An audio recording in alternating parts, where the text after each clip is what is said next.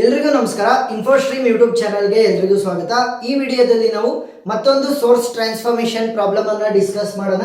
So ನಾನು already ಹೇಳಿರುವಂತೆ ಮೂರು ಕಾಂಪೋನೆಂಟ್ಗಳು ನಿಮಗೆ ಗೊತ್ತಿರಬೇಕು. ನೀವು ಫಸ್ಟ್ ಟೈಮ್ ವಿಡಿಯೋನ ನೋಡ್ತಾ ಇದ್ದೀರಾ ಅಂತಂದ್ರೆ ಪಾರ್ಟ್ 1 ಪಾರ್ಟ್ 2 ಎಲ್ಲ ನೋಡಿಲ್ಲ ಅಂತಂದ್ರೆ ಸೊ ಎಷ್ಟು ಬೇಕು ಅಷ್ಟನ್ನು ಎಕ್ಸ್ಪ್ಲೈನ್ ಮಾಡ್ತೀನಿ ನೋಡಿ. ಇಷ್ಟೇ ಬೇಕಾಗಿರೋದು. ಸೊ ಫಸ್ಟ್ ನಿಮಗೆ ಓಮ್ಸ್ ಲಾ ಗೊತ್ತಿರಬೇಕು. V = IR. ಸೊ I ಅಂತ ಅಂದ್ರೆ V/R, R ಅಂತ ಅಂದ್ರೆ V/I. ಸೊ ಇಷ್ಟು ಗೊತ್ತಿರಬೇಕು. ನೆಕ್ಸ್ಟ್ ಇಲ್ಲಿ ವೋಲ್ಟೇಜ್ ಸೋರ್ಸ್ ಅನ್ನ ಕೊಟ್ಟಿದ್ದಾರೆ. ಈ ವೋಲ್ಟೇಜ್ ಸೋರ್ಸ್ ಅನ್ನ ನಾವು ಪ್ರಾಬ್ಲಮ್ ಮಾಡ್ಬೇಕಂದ್ರೆ ಏನ್ ಮಾಡಬೇಕು ಅಂತಂದ್ರೆ ಕರೆಂಟ್ ಸೋರ್ಸ್ ಆಗಿ ಕನ್ವರ್ಟ್ ಮಾಡಬೇಕು. ಯಾವತ್ತಿದ್ರೂ ಕೂಡ ಈ ವೋಲ್ಟೇಜ್ ಮತ್ತೆ ಸೀರೀಸ್ ಎರಡೂ ಕೂಡ ಸೀರೀಸ್ ಅಲ್ಲೇ ಬರ್ತವೆ, ಪ್ಯಾರಲಲ್ ಆಗಿ ಬರಲ್ಲ. ನೆಕ್ಸ್ಟ್ ಕರೆಂಟ್ ಮತ್ತೆ ರೆಸಿಸ್ಟೆನ್ಸ್ ಯಾವತ್ತಿದ್ರೂ ಕೂಡ ಪ್ಯಾರಲಲ್ ಆಗಿ ಬರ್ತವೆ, ಸೀರೀಸ್ ಅಲ್ಲಿ ಬರಲ್ಲ. ಏನು ವೋಲ್ಟೇಜ್ ಮತ್ತೆ ರೆಸಿಸ್ಟೆನ್ಸ್ ಯಾವತ್ತಿದ್ರೂ ಕೂಡ ಸೀರೀಸ್, ಕರೆಂಟ್ ಮತ್ತೆ ರೆಸಿಸ್ಟೆನ್ಸ್ ಯಾವತ್ತಿದ್ರೂ ಕೂಡ ಪ್ಯಾರಲಲ್. ಸೊ ವೋಲ್ಟೇಜ್ ಇಂದ ನಾವು ಕರೆಂಟ್ ಸೋರ್ಸಿಗೆ ಕನ್ವರ್ಟ್ ಮಾಡಬೇಕಾದ್ರೆ ರೆಸಿಸ್ಟೆನ್ಸ್ ಸೇಮ್ ಇರುತ್ತೆ. ಇಲ್ಲೇನ್ ರೆಸಿಸ್ಟೆನ್ಸ್ ಇದೆ ಅದೇ ರೆಸಿಸ್ಟೆನ್ಸ್. ಸೊ ವೋಲ್ಟೇಜ್ ಇಂದ ಕರೆಂಟ್ ಕನ್ವರ್ಟ್ ಮಾಡ್ತಾ ಇದ್ದೀನಿ ಅಂತಂದ್ರೆ ವೋಲ್ಟೇಜ್ ವ್ಯಾಲ್ಯೂ ಗೊತ್ತಿದೆ, ಕರೆಂಟ್ ವೋಲ್ಟೇಜ್ ವ್ಯಾಲ್ಯೂ ಗೊತ್ತಿದೆ, ರೆಸಿಸ್ಟೆನ್ಸ್ ವ್ಯಾಲ್ಯೂ ಗೊತ್ತಿದೆ. ಕರೆಂಟ್ ವ್ಯಾಲ್ಯೂನ ನಾನು ಓಮ್ಸ್ ಲಾ ಅಪ್ಲೈ ಮಾಡಿದ್ರೆ ಕಂಡುಹಿಡ್ಕೋಬಹುದಾ? ಎಸ್. ಸೊ ಅದೇ ರೀತಿ ವೈಸ್ ವರ್ಸ ಕರೆಂಟ್ ಸೋರ್ಸ್ ಇಂದ ವೋಲ್ಟೇಜ್ ಸೋರ್ಸಿಗೆ ಕನ್ವರ್ಟ್ ಮಾಡಬೇಕಾದ್ರೆ ನನಗೆ ವೋಲ್ಟೇಜ್ ವ್ಯಾಲ್ಯೂ ಮಾತ್ರ ಬೇಕು. ಕರೆಂಟ್ ಗೊತ್ತಿದೆ, ರೆಸಿಸ್ಟೆನ್ಸ್ ಗೊತ್ತಿದೆ, ಓಮ್ಸ್ ಲಾ ಹಾಕಿದ್ರೆ ವೋಲ್ಟೇಜ್ ಸಿಕ್ತು.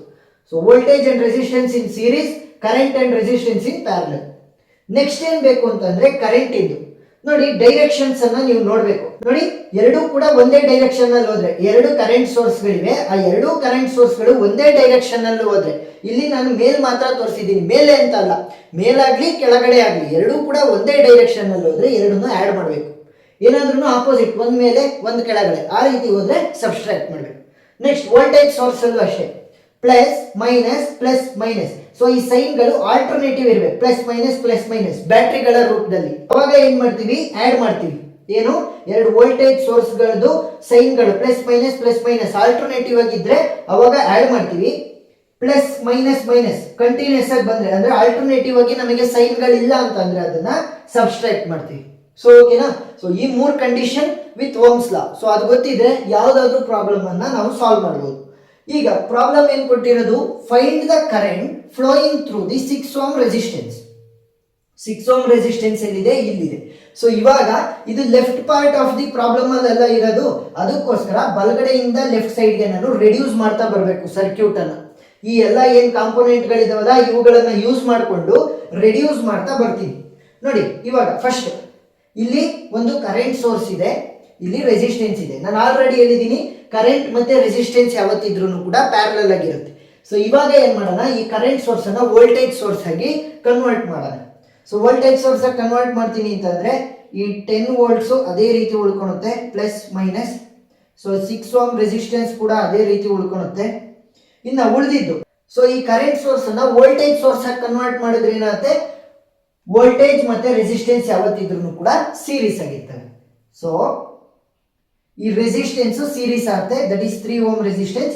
ಸೇಮ್ ರೆಸಿಸ್ಟೆನ್ಸ್, ಇಲ್ಲೇನು ರೆಸಿಸ್ಟೆನ್ಸ್ ಇರುತ್ತೆ ಇಲ್ಲೂ ಅದೇ ರೆಸಿಸ್ಟೆನ್ಸ್. ಏನು ವೈಸ್ ವರ್ಸ ಆದ್ರೂ ಕೂಡ ವೋಲ್ಟೇಜ್ ಮತ್ತೆ ಕರೆಂಟ್ ಅಲ್ಲಿ ಚೇಂಜಸ್ ಬಿಟ್ರೆ ರೆಸಿಸ್ಟೆನ್ಸ್ ಸೇಮ್ ಇರುತ್ತೆ. ಸೊ 3 ohm ಅದೇ ರೀತಿ ಉಳಿಸ್ಕೊಂಡೆ. ವೋಲ್ಟೇಜ್ ಸೋರ್ಸ್ ಅನ್ನ ನಾನು ಇವಾಗ ಕಂಡುಹಿಡಿಬೇಕು. ಸೊ ಇಲ್ಲಿ ವೋಲ್ಟೇಜ್ ಸೋರ್ಸ್ ಇದೆ, ನನಗೆ ಅದ್ರದ್ದು ವ್ಯಾಲ್ಯೂ ಗೊತ್ತಿಲ್ಲ. ನನಗೆ ಕರೆಂಟ್ ಸೋರ್ಸ್ ಇತ್ತು ಬಟ್ ವೋಲ್ಟೇಜ್ ವ್ಯಾಲ್ಯೂ ನನಗೆ ಗೊತ್ತಿಲ್ಲ. ಸೊ ಅದಕ್ಕೆ ಓಮ್ಸ್ ಲಾ ಯೂಸ್ ಮಾಡ್ತೀನಿ. V = IR. So current value ಗೊತ್ತಿದೆ, ಅದರ ರೆಸ್ಪೆಕ್ಟಿವ್ ರೆಸಿಸ್ಟೆನ್ಸ್ ವ್ಯಾಲ್ಯೂ ಗೊತ್ತಿದೆ. Current is 5, resistance is 3. 5 3s are 15 volt. So ಇವಾಗ ನಂದು ವೋಲ್ಟೇಜ್ ಸೋರ್ಸಿನ ವ್ಯಾಲ್ಯೂ ಏನು 15 volt. ಈಗ ಡೈರೆಕ್ಷನ್ ಅನ್ನ ತೋರಿಸ್ಬೇಕಲ್ವಾ, ಪ್ಲಸ್ ಮತ್ತೆ ನೆಗೆಟಿವ್ ಟರ್ಮಿನಲ್ಸ್ ಅನ್ನ ತೋರಿಸ್ಬೇಕು. ಯಾವ ರೀತಿ ಅಂತಂದ್ರೆ ನೋಡಿ, ಆರೋ ಮೇಲ್ಗಡೆ ಹೋಗ್ತಾ ಇದೆ ಅಂತಂದ್ರೆ ಆರೋ ಯಾವ ಕಡೆ ತೋರಿಸುತ್ತೆ ಆ ಕಡೆ ಪಾಸಿಟಿವ್, ಉಳಿದಿದ್ದು ನೆಗೆಟಿವ್. ಆರೋ ಮೇಲ್ಗಡೆ ತೋರಿಸ್ತಾ ಇದೆ, ಸೊ ಪಾಸಿಟಿವ್ ಮೇಲ್ಗಡೆ. ಸೊ ನೆಕ್ಸ್ಟ್ ಸ್ಟೆಪ್ ಅಲ್ಲಿ ಏನ್ ಮಾಡೋಣ ಅಂತಂದ್ರೆ ಈ 6 ohm ರೆಸಿಸ್ಟೆನ್ಸ್ ಅದೇ ರೀತಿ ಉಳಿಸ್ಕೊಳ್ಳೋಣ.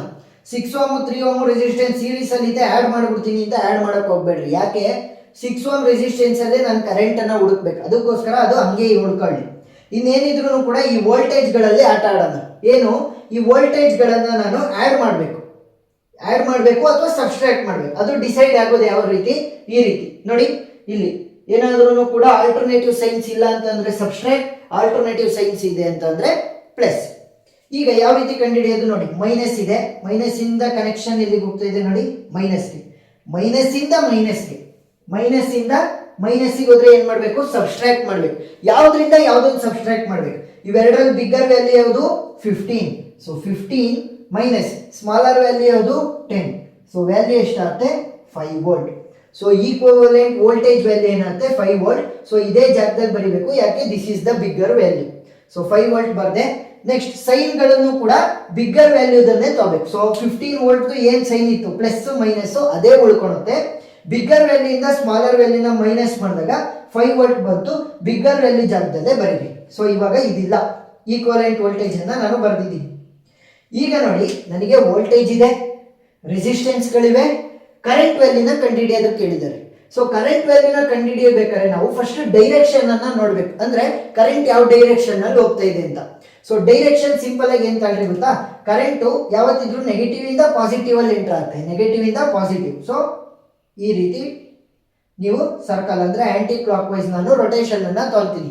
ಯಾವುದು ಕರೆಂಟ್ ಡೈರೆಕ್ಷನ್ ಏನ್ ಸಿಕ್ತು, ನೆಗೆಟಿವ್ ಇಂದ ಪಾಸಿಟಿವ್ ಅಂತಂದ್ರೆ ಆಂಟಿ ಕ್ಲಾಕ್ ವೈಸ್ ರೊಟೇಷನ್ ಅನ್ನ ತಗೊಂಡಿದ್ದೀನಿ ಇವಾಗ. ಸೊ ಇಲ್ಲಿಗೆ KVL KCL ಅನ್ನು ಅಪ್ಲೈ ಮಾಡಕ್ ಹೋಗ್ಬೇಡ್ರಿ. ಸೊ ಏನು ಪಾಸಿಟಿವ್ ಇಂದ ಹೊರಗಡೆ ಬರ್ತಾ ಇದೆ ಕರೆಂಟ್. ಸೊ ಈ ರೀತಿ ನಾವು ತಗೊಂತಾ ಹೋಗ್ತೀವಿ. ಸೊ ಇವಾಗ ಏನ್ ಮಾಡ್ಬೇಕು ಅಂತಂದ್ರೆ ನಾನು ಹೇಳಿದ್ದೆ ಇದೇ ಫಾರ್ಮುಲಾನ ಯೂಸ್ ಮಾಡೋದು ಮೇಜರ್ ಆಗಿ V is equal to IR. But ನನಗೆ ಬೇಕಾಗಿರೋದೇನು current. So current will be equal to voltage divided by resistance. ಸರಿನಾ, ವೋಲ್ಟೇಜ್ ನನಗೆ ಗೊತ್ತಿದೆ, equivalent voltage that is 5 volts divided by ನನಗೆ ರೆಸಿಸ್ಟೆನ್ಸ್ ವ್ಯಾಲ್ಯೂ. ಇಲ್ಲಿ 2 ರೆಸಿಸ್ಟೆನ್ಸ್ಗಳಿದೆ, ಇವಾಗ ಆಡ್ ಮಾಡಿ. ನನಗೆ ಕ್ಯಾಲ್ಕುಲೇಷನ್ ಪಾರ್ಟಿ ಮಾತ್ರ ಆಡ್ ಮಾಡ್ತೀನಿ, ಈ ಸರ್ಕ್ಯೂಟ್ ಅಲ್ಲಿ ನಾನು ತೋರಿಸಲ್ಲ ಆಡ್ ಮಾಡಿರೋದನ್ನ. ಸೊ ಈಕ್ವಲೆಂಟ್ ರೆಸಿಸ್ಟೆನ್ಸ್ ಬೇಕಲ್ವಾ ನನಗೆ ಕರೆಂಟ್ ಅನ್ನ ಕಂಡುಹಿಡಿಯೋದಕ್ಕೋಸ್ಕರ. ಸೊ ಏನಾಗುತ್ತೆ, ರೆಸಿಸ್ಟೆನ್ಸ್ ಏನಾಯ್ತು 6 + 3 will be equal to 9 ohm resistance. 5 divided by 9 ಅಂತಂದ್ರೆ ಎಷ್ಟಾಗುತ್ತೆ, ಕ್ಯಾಲ್ಕುಲೇಟರ್ ಯೂಸ್ ಮಾಡಿ. So 5 divided by 9 will be equal to 0.555 ಅಂತಂದ್ರೆ 0.56 ಅಂತ ಬರೀರಿ. So 0.56 ampere. ಸೊ ಇಲ್ಲಿ ನೋಡಿ, ಇಲ್ಲೆಲ್ಲೂ ಕೂಡ ಏನೇನು, ಸೊ ಇಲ್ಲೆಲ್ಲೂ ಕೂಡ ಬ್ರಾಂಚಸ್ ಇಲ್ಲ. ಅಂದ್ರೆ ಫಾರ್ ಎಕ್ಸಾಂಪಲ್ ಈ ರೀತಿ ಬ್ರಾಂಚ್ ಆಗೋದು ಆ ರೀತಿ ಏನು ಇಲ್ಲ. ಫುಲ್ ಏನು ಈ ಒಂದು ಸರ್ಕ್ಯೂಟ್ ಅಥವಾ ಲೂಪ್ ಇದೆ, ಎಲ್ಲವೂ ಕೂಡ ಸೇಮ್ ಕರೆಂಟ್ ಅನ್ನ ಎಲ್ಲವೂ ಕೂಡ ಸೇಮ್ ಕರೆಂಟ್ ಗೆ ಎಕ್ಸ್ಪೋಸ್ ಆಗಿರ್ತವೆ. ಈ ವೋಲ್ಟೇಜ್ ಸೋರ್ಸ್, ಈ 3 ಓಮ್ ರೆಸಿಸ್ಟೆನ್ಸ್, 6 ಓಮ್ ರೆಸಿಸ್ಟೆನ್ಸ್ ಎಲ್ಲವೂ ಕೂಡ ಒಂದೇ ಕರೆಂಟ್ ಐಗೆ ಎಕ್ಸ್ಪೋಸ್ ಆಗಿರುತ್ತೆ. ಯಾಕೆ, ಇಲ್ಲಿ ಎಲ್ಲೂ ಕೂಡ ಬ್ರಾಂಚಸ್ ಗಳಿಲ್ಲ. ಸೊ ಏನಾಯ್ತು, 6 ಓಮ್ ರೆಸಿಸ್ಟೆನ್ಸ್ ಅಲ್ಲೂ ಕೂಡ ಇದೇ ಕರೆಂಟ್ ಓಡೋದು. ಆ ಕರೆಂಟ್ ವ್ಯಾಲ್ಯೂನ ಫೈಂಡ್ ಔಟ್ ಮಾಡಿದ್ವಿ 0.56 ampere. So which will be equal to current flowing through 6 ohm resistance. So ಇಷ್ಟೇ ಫೈನಲ್ ವ್ಯಾಲ್ಯೂ ಸಿಕ್ತು. ಏನು, ಅವರು ಯಾವ್ದನ್ನ ಕಂಡುಹಿಡಿಯ ಕೇಳಿದ್ದಾರೆ, ಇಲ್ಲಿ 6 ಓಮ್ ರೆಸಿಸ್ಟೆನ್ಸ್ ಹತ್ರ ಇರುವಂತ ಕರೆಂಟ್ ಅನ್ನ ಫೈಂಡ್ ಔಟ್ ಮಾಡಕ್ ಹೇಳಿದ್ರು. ಸೊ 6 ಓಮ್ ಎಲ್ಲಿ left part of the problem ಅಲ್ಲಿ ಇತ್ತು. ಸೊ ಏನ್ ಮಾಡಿದೆ, ಬಲಗಡೆಯಿಂದ ಎಡಗಡೆಗೆ ರಿಡ್ಯೂಸ್ ಮಾಡ್ತಾ ಬಂದೆ ಒಂದೊಂದೇ ಕಾಂಪೋನೆಂಟ್ ಅನ್ನ. ಸೊ ಆದಷ್ಟು ನೀವು ರಿಡ್ಯೂಸ್ ಮಾಡೋದಕ್ಕೆ ಇವೆರಡನ್ನೇ ಯೂಸ್ ಮಾಡೋದು, ಬಟ್ ಇವುಗಳನ್ನ ಆಡ್ ಅಥವಾ ಸಬ್ಸ್ಟ್ರಾಕ್ಟ್ ಮಾಡೋದಕ್ಕೆ ಯೂಸ್ ಮಾಡ್ತಾ ಹೋಗ್ತೀರಾ. ಸೊ ನಿಮಗೆ ಯಾವ ರೀತಿ ಸ್ವಿಚ್ ಮಾಡಬೇಕು, ಯಾವ ರೀತಿ ರಿಡ್ಯೂಸ್ ಮಾಡಬೇಕು ಅಂತ ಒಂದು ಕರೆಕ್ಟಾಗಿ ಅರ್ಥ ಆಗಬೇಕು ಅಂತಂದ್ರೆ ಒಂದು 2-3 ಪ್ರಾಬ್ಲಮ್ ಅನ್ನ ಸಾಲ್ವ್ ಮಾಡಬೇಕು. ಇದು ಈಸಿ ಇತ್ತು, ಫೈನಲ್ ಆನ್ಸರ್ ಸಿಕ್ತು. ಸ್ವಲ್ಪ ಟಫ್ ಕೊಟ್ರೆ ಏನ್ ಮಾಡ್ತೀರಾ. ಸೊ ಅದಕ್ಕೋಸ್ಕರ ಒಂದು 2-3 ಪ್ರಾಬ್ಲಮ್ ಸಾಲ್ವ್ ಮಾಡ್ರಿ, ಅವಾಗ ನಿಮಗೆ ಅರ್ಥ ಆಗ್ತಾ ಹೋಗುತ್ತೆ ಯಾವ ರೀತಿ ಪ್ರೊಸೀಡ್ ಆಗಬೇಕು, ಎಲ್ಲಿ ಸ್ಟಾಪ್ ಮಾಡಬೇಕು ನಾನು ಅಂತ ಗೊತ್ತಾಗ್ತಾ ಹೋಗುತ್ತೆ. ಸೊ ಆ ಎಲ್ಲ ವಿಡಿಯೋ ಲಿಂಕ್ಗಳು ಡಿಸ್ಕ್ರಿಪ್ಷನ್ ಅಲ್ಲಿ ಇರುತ್ತೆ, ನೀವು ನೋಡ್ಬೋದು. ಏನಾದ್ರೂ ಡೌಟ್ ಇತ್ತು ಅಂತಂದ್ರೆ ಕಮೆಂಟ್ ಸೆಕ್ಷನ್ ಅಲ್ಲಿ ತಿಳಿಸಿ, ಆದಷ್ಟು ಬೇಗ ನಾನು ನಿಮಗೆ ಕ್ಲಾರಿಫೈ ಮಾಡೇ ಮಾಡ್ತೀನಿ. ವಿಡಿಯೋ ಇಷ್ಟ ಆಗಿದ್ರೆ ಸಬ್ಸ್ಕ್ರೈಬ್ ಆಗೋದನ್ನ ಮರಿಬೇಡಿ. Thank you.